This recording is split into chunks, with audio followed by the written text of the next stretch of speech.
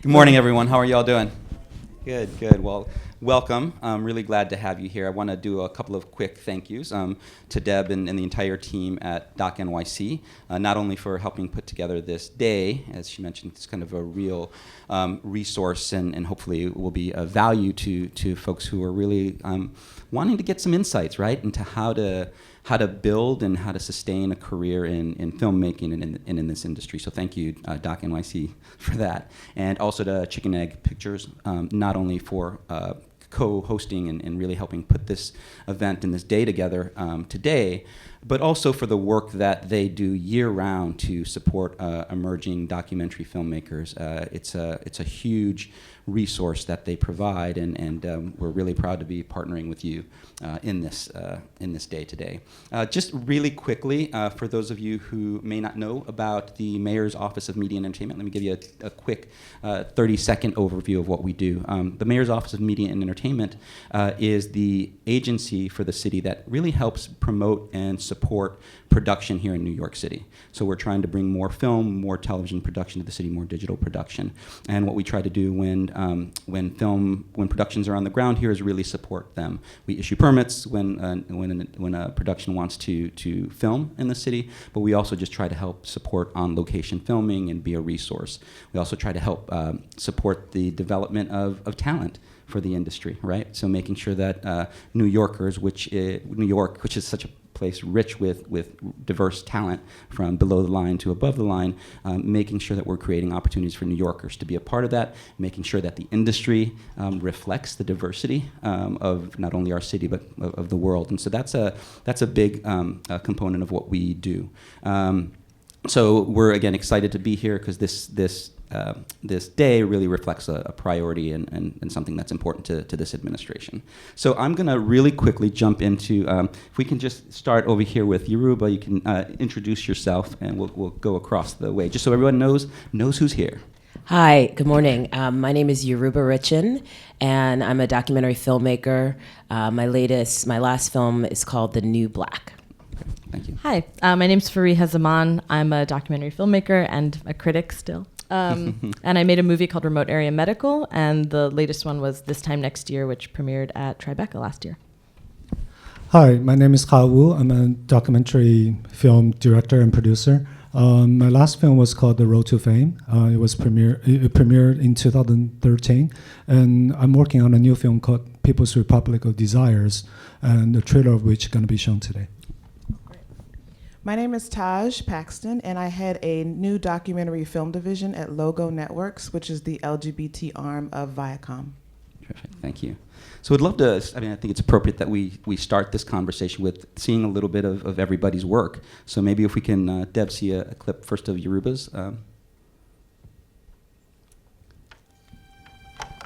Don't let people get you talking about gay rights. This is not about a gay right. There's a difference between civil rights and sacred rights. Same-sex marriage is going to be put to vote here in Maryland. No same-sex marriage in the state of Maryland. Honk your horn if you believe. Many people in the state's religious community, especially in African American churches, still oppose gay marriage and are vowing to continue their fight against it. Thousands of Marylanders around the state want to see marriage defined and upheld between one man and one woman. All of a sudden, it was black versus gay. Marquise had asked, when are you and Mom getting married? And, well, we're working on it. Regardless of what laws they may write, God designed the family. We were blasphemous enough to compare the gay movement with the movement for civil rights and black folks. Is gay the new black? I believe this election is going to be a referendum on the church. If we don't reach out to these people, who's going to reach out to these people? Opposition.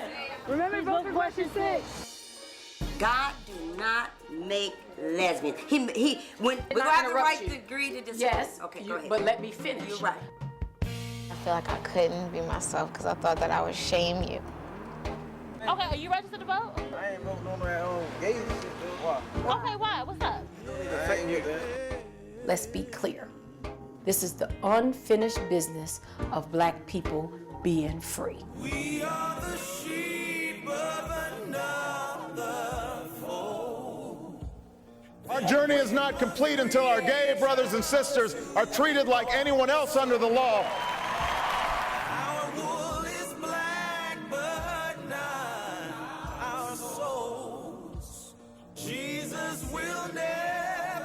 I'm ready to win. I'm ready to make history.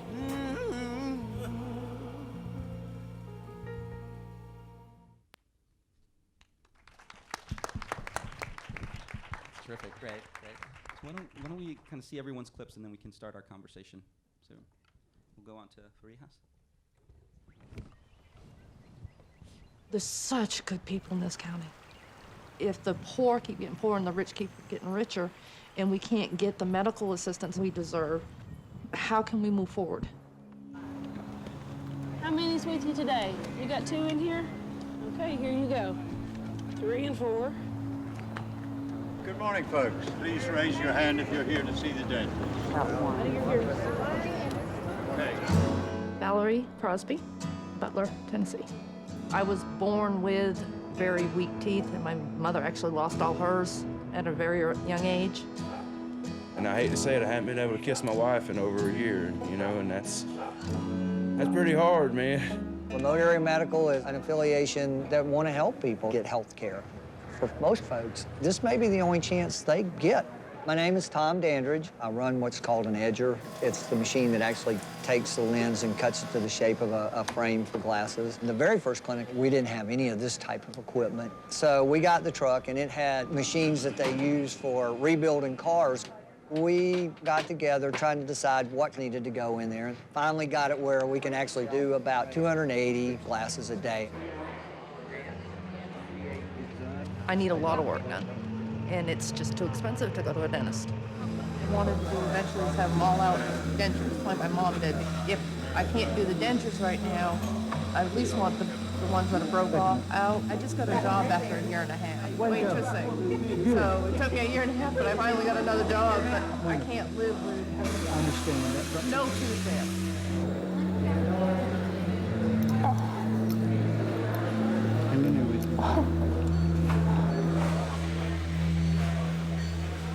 And a deep breath, blow it out. Rhonda, are you a smoking person? Yeah. Yeah? That good? Have you been told in the past that you had spots on your x-ray? I never had an x-ray. Never had an x-ray? Leave them all.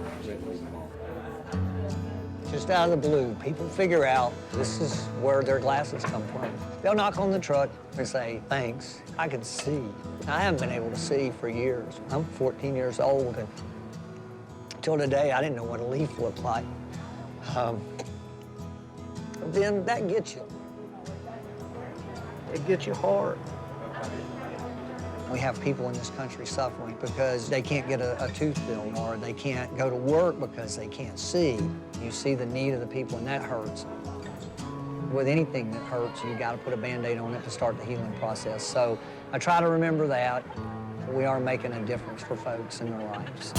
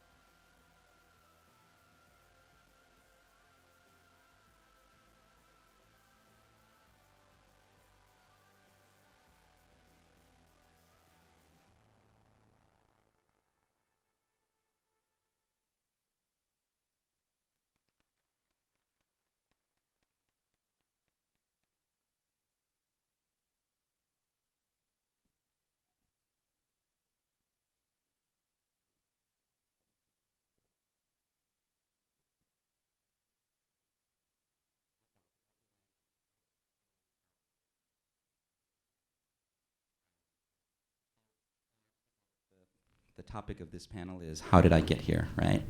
So why don't we start our conversation at the beginning, right? What is it that inspired you to get into the work that you're doing? What is it that inspired you to be filmmakers? And when you made that choice, if it was a choice, when you made that move, tell us about the first step you took. So, I don't know if we want to try with you. Sure, I'll start. So I actually came from a theater background. I went to Performing Arts High School here in the city. I did lots of theater in college. But I always had this sort of division of like, am I going to go into that world or am I going to be a lawyer and try to change the world? And I ended up going to graduate school in urban planning. And while I was there, I got really frustrated with the department I was in and also not being creative in my life, which I'd always had been. And literally, I'd always loved documentary film, but it never seemed like it was something that was attainable. This was like in the mid 90s when the cameras started to get smaller and people, and more accessible. And I started working with a friend of mine. I was like, I'm sick of writing papers. I know how to do that. I want to do a video for this community development class. And it was when the welfare changes were going down, when Clinton was, imposing welfare reform. And I wanted to look at how a small community, a Black community in San Francisco, the impact of what these welfare changes were going to be, and bring those voices to the fore, which we weren't, of course, hearing in the debate. And so a friend of mine had access to a community center called Artist Television Access in San Francisco. And we just started making the film. We'd gone to school together, she had taken film classes, and we just started doing it, and it just clicked. And it was literally like I felt it, here's how I can meld my artistic creative self with telling, with bringing out voices that we don't hear, telling stories from my community about issues that I care about. Terrific. I'm one of those people who always wanted to make movies. I can't remember exactly when the desire to make it started, but I remember the first time I watched a Satyajit Ray film, and I'm from Bangladesh, so this was like very emotional to watch something Bengali language, such an incredible film, and this idea that like you could touch on something real, whether it's a fiction or a documentary film, that, inspiring some empathy and compassion. And that's always what drove me. I had sort of an equal interest in, I guess you'd say the business side. I actually found a diary recently from when I was 11, and it's just obsessive lists of movies. Like I used to watch the like box office top 10, and this is in the early 90s. Like who did that? It wasn't like on the internet. And so when I first left film school, and honestly wasn't really ready or sure how to be a filmmaker, I gravitated towards the industry side first. So my first job was at a South Asian documentary film festival in Nepal, and then I moved back to New York and worked at a company called Magnolia Pictures, and then tried a lot of things from there. I wasn't, I'm really glad I did, and I am still drawn to curation and writing and just, thinking about film in the larger sense as well. But yeah, a big part of it was like, I don't know how to, maybe I can't do this. I don't know how to do this. And then, the time just felt right. Basically, remote area medical was one of those things where like I went and volunteered, my partner and I went and volunteered, and I thought I have to do this and I have to do this now. And it just came together because of that drive. Was that your first feature? It was. And there's actually a short that went with it. So I made like my first short and first feature in the same year, and it just I guess when you're ready, you're ready. Right. Yeah. How you want to tell us a little bit about your? Yes. So I also have always been interested in storytelling, but growing up in China, since I was also good at math and sciences, and the pressure is that you go into science. So my background was actually in biology. I came to the U.S. attending graduate school in molecular biology, did a lot of cloning. And then I didn't know what I wanted to do, and so I went to business school. After business school, I went to Silicon Valley and worked in the internet industry for many, many years. But then there's always been this desire to tell the stories I see. I believe some of the stories are untold or underrepresented. So I started writing screenplays. And then I quickly figured out, going through the typical screenwriting Sundance lab, get a film produced at Sundance is really, really hard. And one of my filmmaker friends gave me 2 pieces of advice. She said, if you love movie, you can go watch them. You don't have to make them. The second piece of advice is that if you really want to make a movie, stop writing screenplays. Just pick up the camera and start filming. So that's what I did. So I picked up the camera. I didn't know anything about filmmaking. I bought a couple books, and I got interested in documentary, watching PBS documentaries. So I picked one of the program really, really liked and started copying it. And that's how I learned how to do editing, by copying. And so that was my first feature. I made it in Beijing. I moved back to Beijing to make the film. It's about a group of Chinese Americans who migrated back to China. So that film was screened in PBS, but didn't know anything about the industry, how to pitch the film, how to get funding. I just financed everything by myself. Later on, I started making my second film, which is The Road to Fame, about a group of young kids and China's top acting school. For their graduation showcase, they did American musical Fame. So it's a coming-of-age story for the one-child generation. So I started filming again with my own money, still don't know anything about the industry. So I shot the film and put it on the shelf for 3 years because I was really busy with the internet work in China. But then came a point when I realized if I don't start editing the film, the story is going to get really dated. So I told myself I'm going to quit my job and spend 6 months editing the film, finishing the film. And then the 6 months became a year and a half. There's still no end in sight. So there came a decision point where I had to tell myself, am I a filmmaker or am I a business person with an interest in filmmaking? And luckily, my last film got selected to pitch an ITFA roundtable pitch. So when I was in Amsterdam, after the pitch, the response was pretty positive. So I kind of tell myself, if you have to make the leap, you just have to jump in right now, even though there's a lot of uncertainty. In business, once you have a career, you kind of know where your career track is. Everything kind of predictable, more or less. But that's when I made the decision to become a full-time filmmaker. Right. So my career is a little bit circuitous, like a lot of people's. I feel like I started I call it ego, tragedy, luck, and love. Those are the chapters. But it starts a little bit before that, where I always had a love for storytelling as well. I still have in a binder my 8th grade English assignment where we had to create a mythology. We had to write a mythology, and I wrote how the waves were created. And I should have known when I got to college that I was going to be a creative person because I took that with me to college, this 8th grade essay. And then somewhere along the line, I went to Georgetown University and I majored in business. And I always thought I would be Gordon Gekko. Like, that was my dream. I was Gordon Gekko. And somewhere along the line, I feel like I became Holly Golightly, a little more like that. And but how I started in the business was, my first job was I was a receptionist for the producer of an old film called The Last Picture Show. His name was Stephen Friedman. And how I got that job was my older cousin was a mailman and delivered mail to this office. And when he came in to deliver mail, the receptionist who was usually there, the desk was vacant.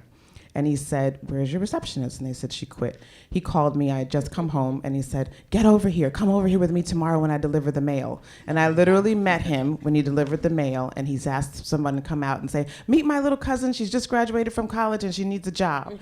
And that's pretty much how it happened. And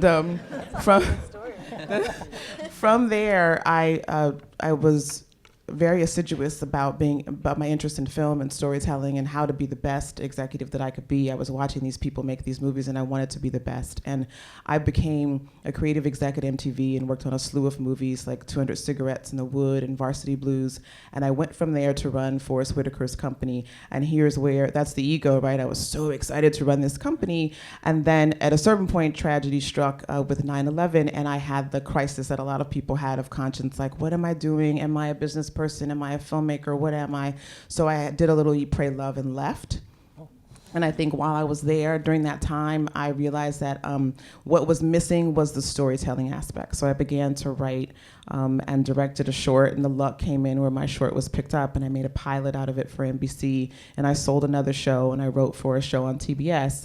And during the after that, that's your feast part. And then I had the famine moment where no one calls you and you don't get a $10 million writing deal and you didn't get staff on Orange is the New Black. And so you're wondering what you do next. And I was asking for meaning. I'm always searching for meaning. And that's when the head of this network called and said, I know that you love docs. She knew that I was slowly developing a doc with a filmmaker who's actually in this room.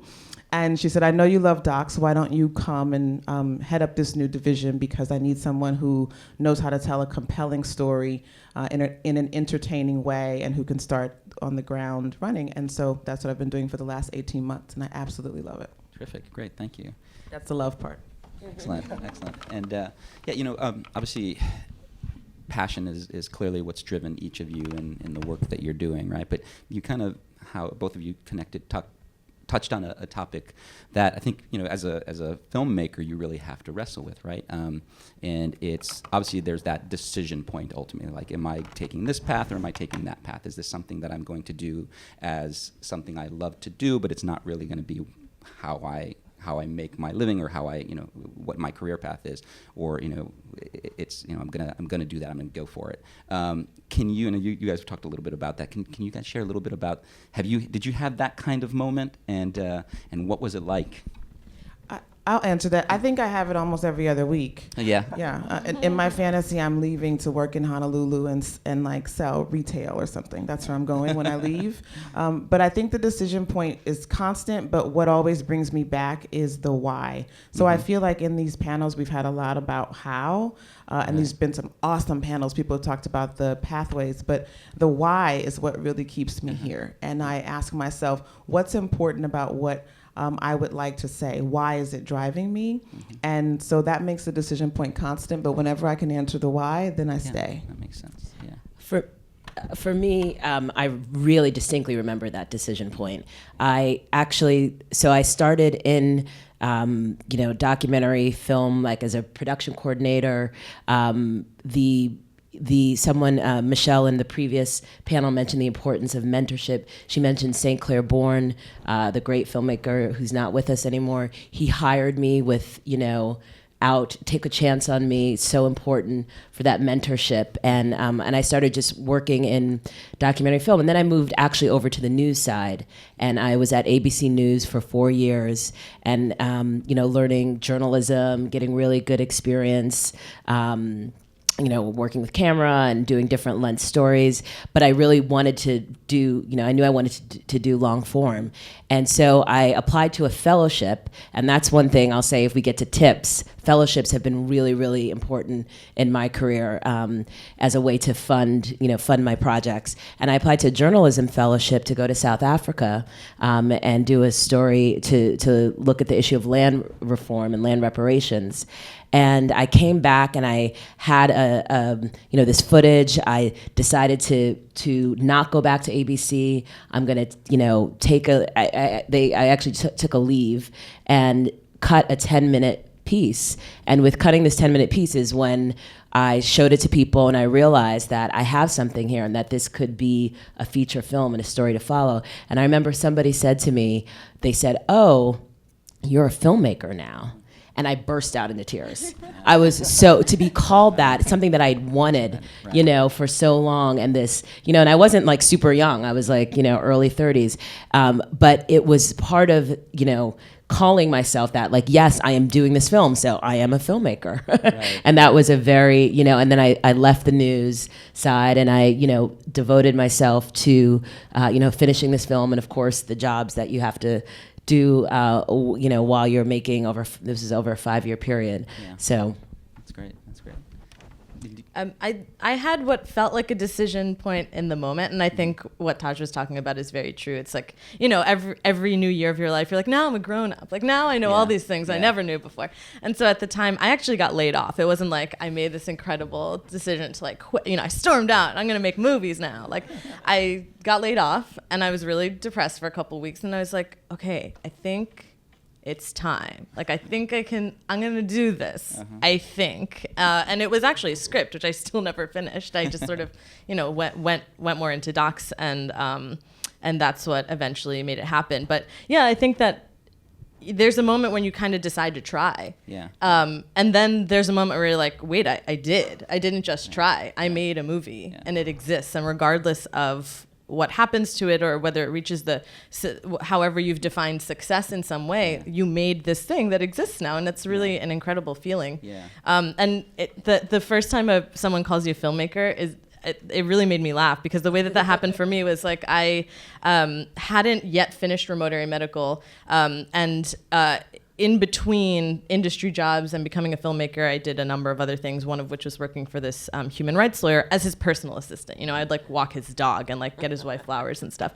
But he was one of the lead lawyers on the Texaco Chevron, or Ecuador versus Texaco Chevron case, which is now embroiled in a lot of legal battles. And I had to be contacted by this environmental legal team in order to not have my email subpoenaed. And part of me was like, go ahead, you'll see me talking about his dog and getting his wife flowers or whatever.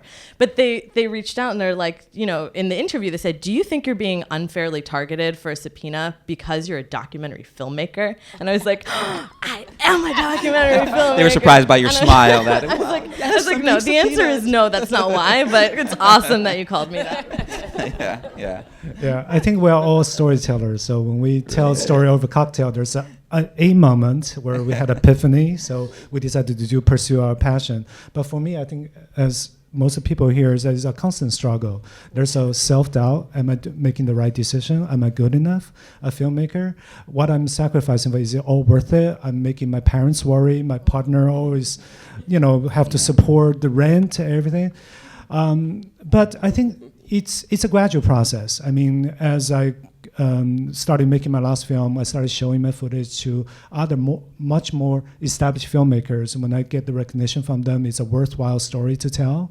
And when people started recognizing that you can shoot or you can edit, so gradually you build up this support community that makes the daily struggle of some of the self-doubt questions much, much easier. I also always find it funny nowadays, because I travel back to China constantly to make film. Every single time going through immigration officer would ask me, "What do you do?" I always hesitate before I say I'm a filmmaker, because I somehow still don't feel like I'm a real filmmaker. I'm still waiting for that day when I feel like I'm a real filmmaker. What do you feel is going to be that day when you feel that way? I don't know yet. Yeah. When you're on the DOC NYC panel? Oh, that's right. Okay. I think it's getting easier. Nowadays, the hesitation becomes shorter and shorter when I tell the immigration officer what I do. Yeah. Oh, great. And I really want to drill down on what you said, Taj. This idea of it's constantly happening. This kind of questioning or assessing what it is you're doing, and I mean, I'd love to just kind of drill down a little bit more on that, and maybe kind of focus in on a couple things. Like, I mean, there obviously are low points, right, that you experience, and what's that? Tell me about one of the low points where you're kind of like, I don't know if I can do this, and what you did, how you did it, how you got through it, assuming you got through it, Yeah, I've got a low point. I'll take that one. And it has to do also with the different jobs that we have to do and how to survive. So I had been, I started this film in South Africa. I had taken various jobs in between, going back and filming and coming back and working. And actually, in the middle of that, I had another fellowship that brought me to Brazil for a year on the Fulbright, which was amazing, and I did a short there. And then I came back, and it was 2008, right before the crash. And I had an unfinished film that I'd been working on for 4 years, and all the funding dried up, all the jobs dried up, and I had no money and no work. And I was 35, again, not, I wasn't in my 20s, and I had to take a temp job. And, this was after, having these, good positions, and I had to take a temp job while I waited to hear if I was going to get this PBS funding for the film. And, I'm so grateful for it. And then also it was, me being told I had to do filing and not being, that I was on the internet too much. And I mean, it was kind of a really interesting position to be in. And it was after that, the funding did come through eventually, and I was able to leave, and I had to make a decision of how I knew I didn't want to be in that position again, and how I was going to support myself in this life, and that led me to teaching, which is what I do now, and to really have to really be able to support yourself while you're doing your work is so key. I questioned it. I said, what am I doing? Why am I doing this? If this doesn't come through, how am I going to finish this film? Should I go to law school? So yeah, it was definitely a low point, but I learned so much from that point. For me, I think there are two low points I remember very clearly. The first one was in late production of my last film. The school kicked us out. And at that time, I hadn't signed any release form yet. So the lesson is always be on release form when you interview or film anyone. But the second one was in the beginning of this current film. I went back to China last summer to research the story. I filmed for 2 months. I got enough footage to cut a 6-minute sample reel. My last film got decent funding, like Ford Foundation, CAM, and also got sold to BBC Storyville and a bunch of international broadcasters. So I started showing people that I thought at that point it would be a lot easier because my first film got distributed. The second film would be a lot easier because I worked on my first film after quitting my job. I spent 3 years full time on it. I think I haven't done a good accounting. I think I made $10,000-$15,000 in the end because I had to pay whatever money I raised. I had to pay everybody else. So I thought the second time around it would be much easier financially without having. I can probably hire a cameraman and to continue to film with some early funding, but it didn't happen. At that point, it really dawned on me. It's not, maybe for. If you had a film premiere at Sundance, won some awards, or the Oscar winner, funding will come easier. But for a new filmmaker who just had one feature film, it's still very difficult. So that was a really low point. I was like, okay, am I prepared to do this with every single project to go from myself in the beginning? I probably, to film most of it by myself. Carrying tripods and camera and the suitcase, traveling all over China. So that was the second point when I asked myself, am I ready to do that? I'm very grateful for the work experience that I've had outside of filmmaking. But I think in hindsight, I see, maybe the year or two before I was able to actually start making my first film as a low point now, because there's a difference between choosing to do other work or different kinds of work and feeling like I'm doing this because I can't or don't know how to do what I really want to. Mm-hmm. And I couldn't put my finger on it then. I think I was too scared, but I realize it now. And I also think I've had a chance to think about why. And part of it is an experience, but I also think part of it is if you don't, if you're not financially secure, if you haven't had that growing up, you have an additional hurdle before you get to do. There's a sense of well, I don't get to do that. I have to think about taking care of my family. I have to always consider the bottom line now, as opposed to in some sort of long-term sense. And the thing is, you can make it work. If you when you're ready, you will find a way to make it work. But I do think it's something that people don't really want to talk about. The fact that. For any number of reasons, this idea of who gets to make art can be really harder to surmount than you think, even if it's not a conscious thought. Right. Now that's a great point, and kind of love to again delve down a little deeper into that. Right. I mean, you guys touched a bit on it as well in terms of how do you get the funding to make your first film, and how do you kind of break into just having access or success on either the grants front, or certainly the festival front, or certainly there are a lot of programs out there that do support the project development or even career development. Any tips for folks about your successes and experiences on that front? Yeah, I think there are a few things. First of all, as I mentioned, fellowships are actually a really interesting way to try to fund your project. So not because there's so many, the competition is so steep for documentary funding. Are there other avenues that you can sort of explore to get money, to get grants that maybe aren't film specific, but are about the topic or the region. So I think that's definitely what got me first started on my journey to very important fellowships that changed the shape of my career. The other thing is I talk to a lot of younger filmmakers, and they're, who are making their first film, and they're like, I'm thinking of applying here and here and here. I think actually, there is something to be said about obviously applying a lot of places and seeing what you get, because it is in some ways a numbers game, but also be strategic about where you're applying. Really look at what that funder has funded, where you are in your own process, and if they're ready to fund it, and go to the places, my mom always told me, go to the places, be with the people that want you, so places that are interested in your, what the story that you're telling, you as a person, they want to support you, and because it's too hard to keep just writing these grants and spending the time and getting refusal, which you do a lot, especially on your first film.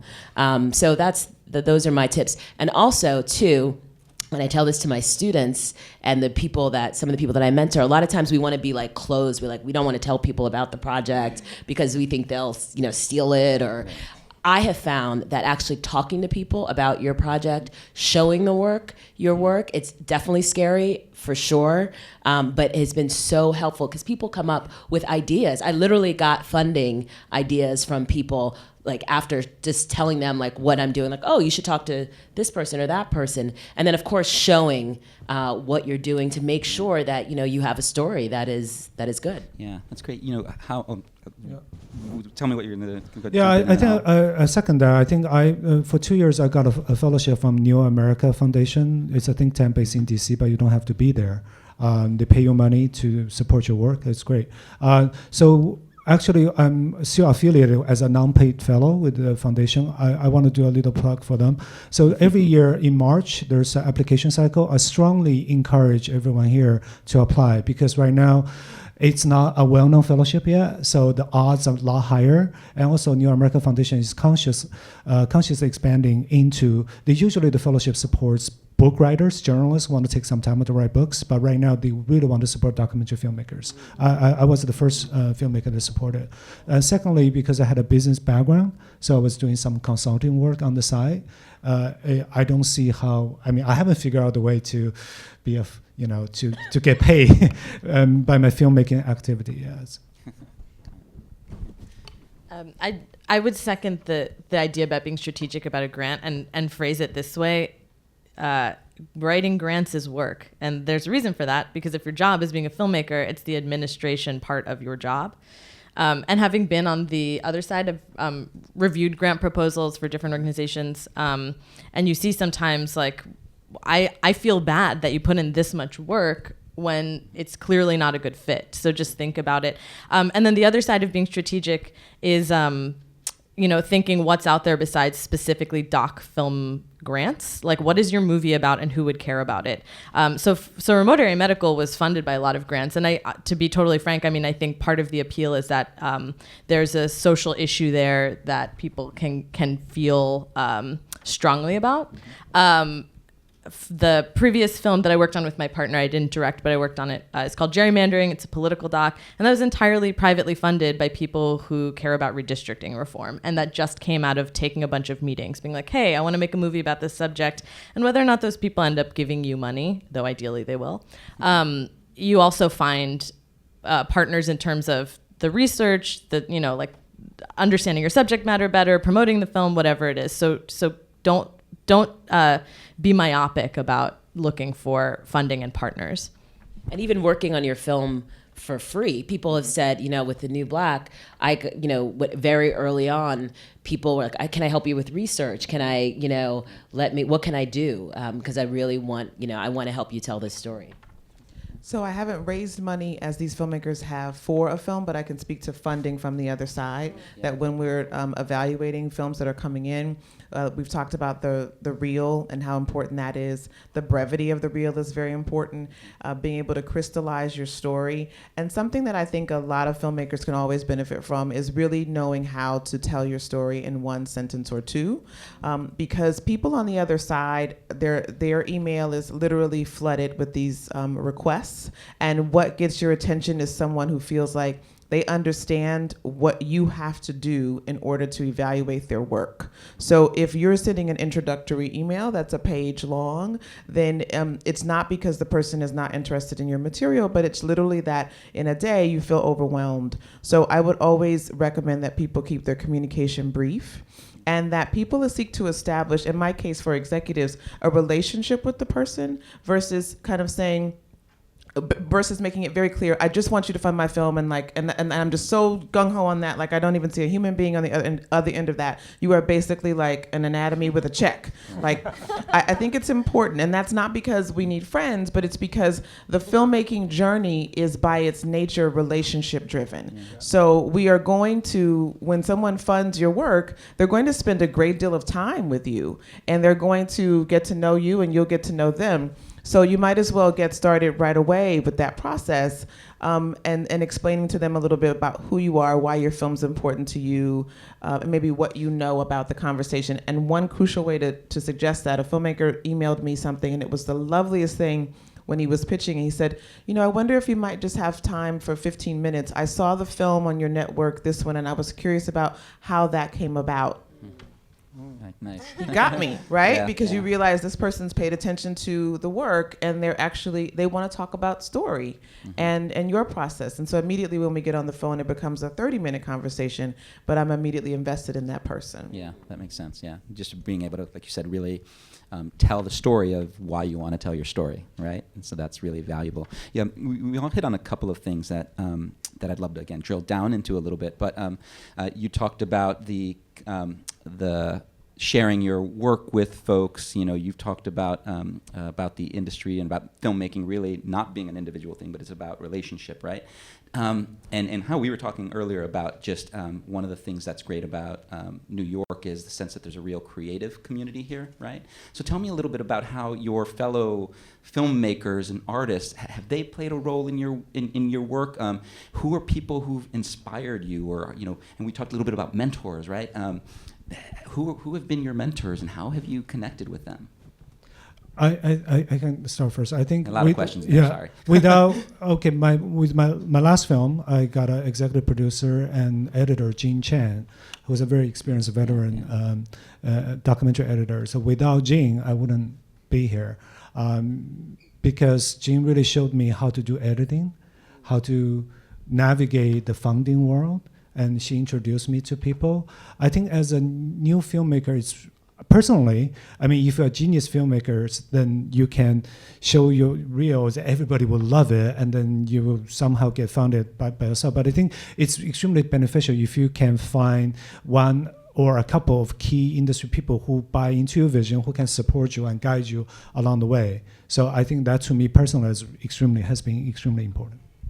I've been grateful for both people who are in more of a mentor position and also peers. And also because I came from the industry side for a while, and maybe this was exaggerated in my mind, but I had this feeling like all these filmmakers like hang out. And I was much more familiar with people on the industry side, so distributors and sales agents, and that's awesome. But I felt this like loneliness a little bit, like I don't know how to address some of the very specific things that I want to and have that understood, which is, what everyone wants. And then being on the festival circuit is when I got to really build those relationships. It's like this amazing extended like summer camp where you start seeing the same filmmakers who are on the same track as you. In my case, there's a lot of people who also had just made their first feature. We were on the same age, and we really bonded through those experiences. And now all the time when I need to bounce ideas off of somebody, whether it's for a grant or just for myself, just to understand what the film is a little bit better. I have this like team I can trust. And if you're not in a place yet where you're on the festival circuit because you haven't completed your first film, there are a lot of events like this one where you have an opportunity to meet other people who are in the same boat as you, who'll understand what you're going through, and help, when Taj says like, make sure you can kind of get to what your film is in one sentence or two, having people to help you do that, because talking to yourself alone in a room can be really unhelpful sometimes. I'm going to say unhealthy. That we still do I don't it. do that. As I mentioned, St. Clair Bourne hired me on my first job as a production coordinator for an HBO documentary about Gordon Parks. And I learned so much from that process. And at the same time, this was again in like the late 90s, I was going to, I'm trying to remember the name of that organization that's no longer, but AIVF,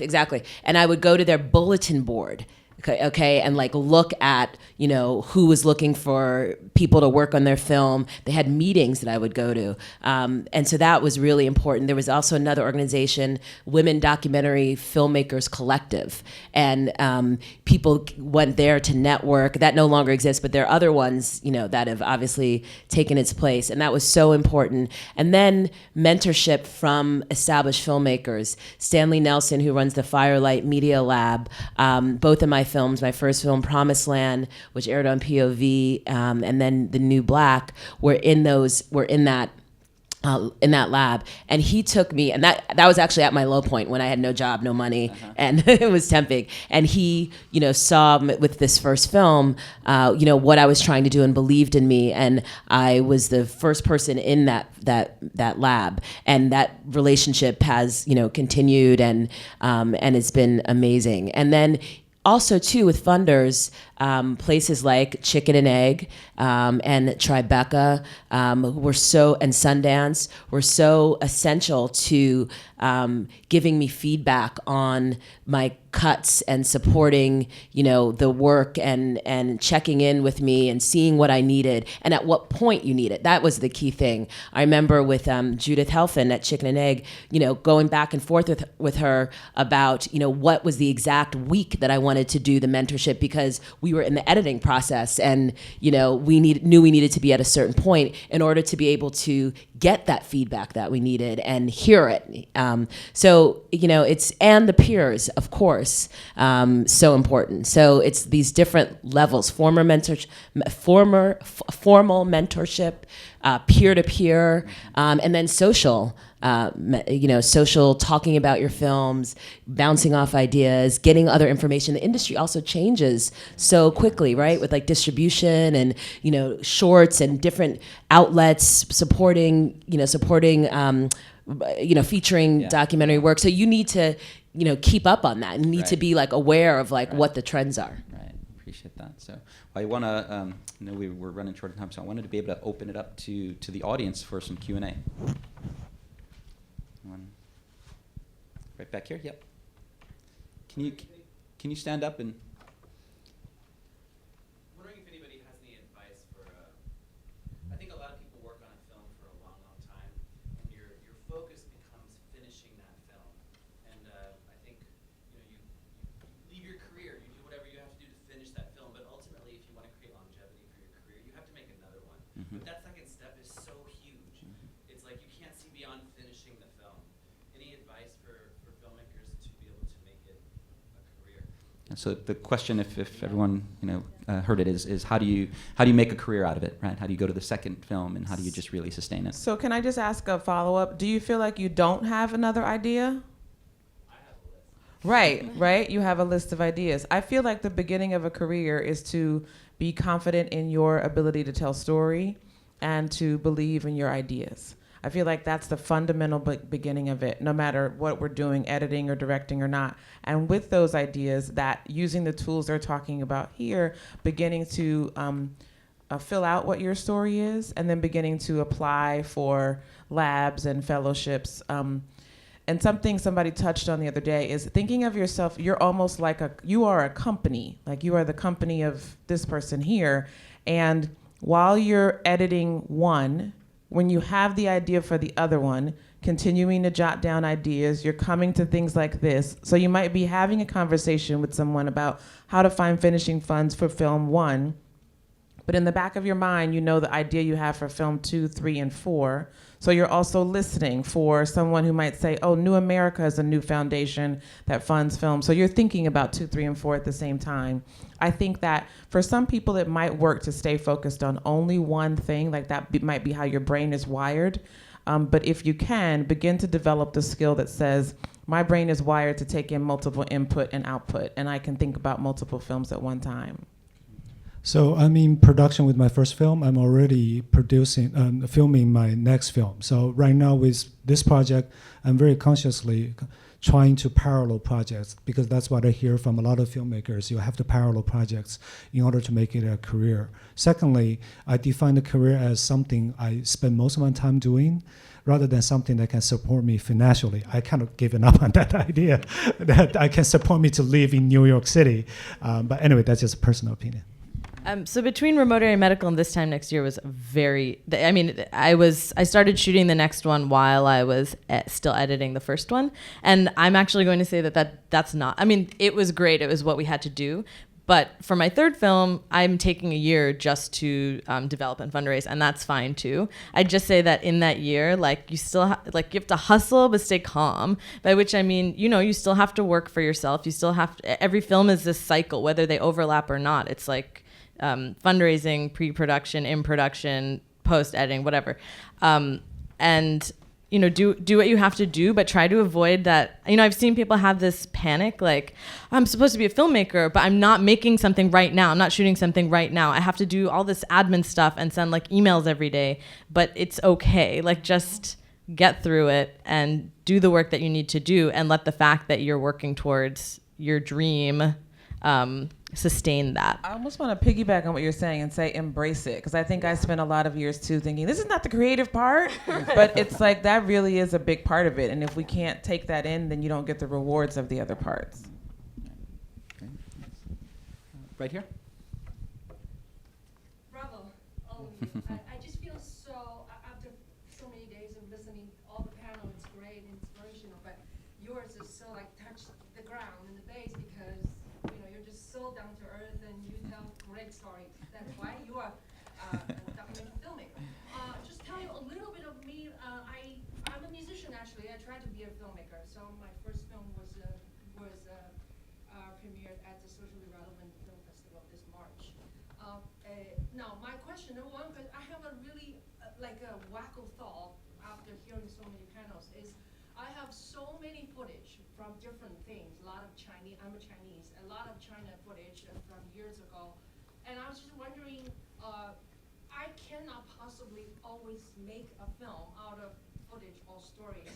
Is it a kind of feasible to just put elements of the things online just to share? That's one question. Second question is film festivals. I don't know enough. When you go submit to one film festival, say you're accepted, can you keep submitting? Can you keep applying? Try to let your work seen in different film festivals. Right.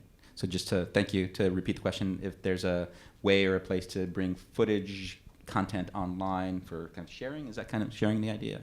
And then just process for applying to festivals, and can you reapply and things like that? I'll take the festival one. Yes, you should apply to multiple festivals, but again, it's about being strategic, because sometimes you have to pay, often you have to pay, and again, go to the places, the festivals that you think you have a chance, that are interested in your story. Don't just apply to get that without a box thing and apply every day to random film festivals. It's about being strategic. You are a business, you are a company, as we've said. So it's about strategy. Where do you want your, and of course festivals have gotten so much more, so much more important in featuring your film and pushing your film forward. So where do you want to premiere? Where do you want to, where does it make, when do you want to premiere? With The New Black, we ended up premiering in June, and we're in 3 festivals. festivals, which was amazing because it was it's Gay and Lesbian Pride Month, and that was partly because that's the time that it took the film to make the film, but also then I honed in on, okay, I want to be in these 3 festivals in June during this time because that's when I'm going to get the most press, the most interest. So it's about being very strategic and talking to other filmmakers about how to do that. Really sitting down. You can get filmmakers will share their lists of their film festivals that they've been in. So if you have an LGBT film or a Chinese film, where did what festivals were you in? Get that list and come up with a strategy. And for the other part about the elements, one thing to think of for the filmmakers is that, especially now, I think the panel Yvonne is moderating next is about the different forms of media that are out now. Everything may not be a feature. So some things may be a theatrical feature. It's 75 minutes long. The content may stretch over that. For logo, we broadcast at 60 minutes, which means your film itself is 41 minutes. So maybe your story is better told in that form. Maybe it's even shorter, like something for Vice or any of those other channels. Maybe it's an op-doc. Maybe it's about an issue that a product company is sponsoring, and it's a 10-minute. So it doesn't always have to be the one thing anymore. Especially there may be many avenues for it depending on the length of the story. Terrific, thanks. We have time for one more question. Go right all the way in back, right there. You, yeah. Hi.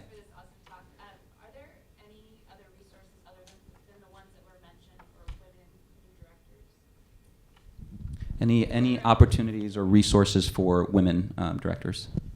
Financial resource, funding resources? What exactly? Well, there's a group called Film Fatales that has been really growing. It's very exciting. They have fiction and and documentary and even a writing group for screenwriting. I would go to their website. They have meetings monthly, and it's really supportive. People who've gone say it's really supportive for the work. That's definitely one place I would check out. Of course, Chicken and Egg, funding women filmmakers.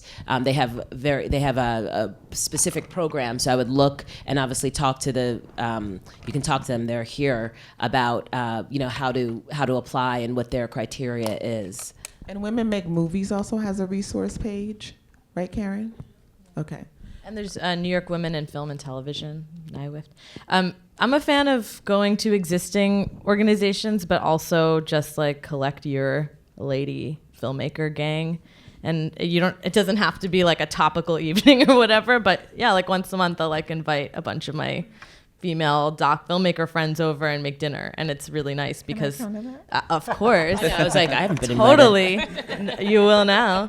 And it's just a chance to hang out more informally, but also I find that when you collect those people just based on who you have a connection with and a relationship with, it's more fun for you, but also it ends up being people with a wide range of experience, and you can share and learn about things that you hadn't before. Or it may not specifically come with a mentor, but somebody can tell you hey, I'm working on this thing with an editor who you would love. You guys should meet.